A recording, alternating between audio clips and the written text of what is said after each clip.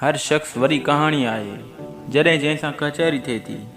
उन जा दर्द ॾुख सूर हक़ीक़त में वॾा दर्द पहुचाईंदड़ आहिनि। इंसान असुल एहसास वारी तबियत में कंहिं सां मुलाक़ात करे त उन मुलाक़ात में उन शख़्स जी समूरी कहाणी साम्हूं अची वञे थी। बाक़ी लोग छा थो चवे उन ते ध्यानु ॾियणु वॾी बेवकूफ़ी आहे।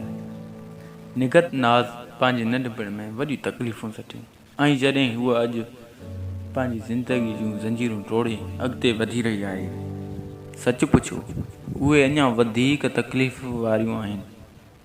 फ़नकार हमेशह पंहिंजा ॾुख सूर दर्द लिकाए दुनिया जे माण्हुनि खे मुर्कूं ॾिनियूं आहिनि, पर दुनिया जे उन माण्हुनि फ़नकार खे हमेशह उन निगाह सां ॾिठो आहे जेकी संदन सोच आहे। पर असांखे कॾहिं उन फ़नकार जे हालतुनि खे बि ॾिसणु घुरिजे जिन मां हू गुज़री रहिया आहिनि।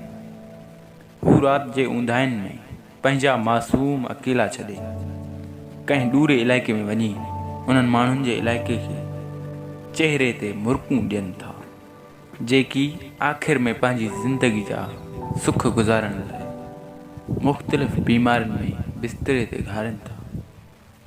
उन्हनि जूं कोशिशूं महिनतूं घणियूं आहिनि ऐं उन्हनि खे उन्हनि महिनतुनि ते ख़ुशी तॾहिं थींदी आहे जॾहिं उन्हनि जे फ़न ते अवामी दाद मिले थी।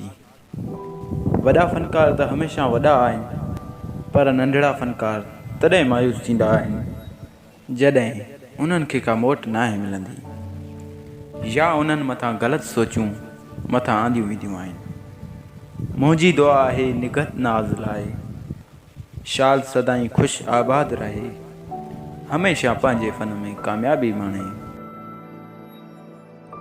ऐं पंहिंजे मुड़ुस मोहम्मद असलम ऐं पंहिंजी नियाणी नायाब सां सदाईं ख़ुशि रहे। आमीन।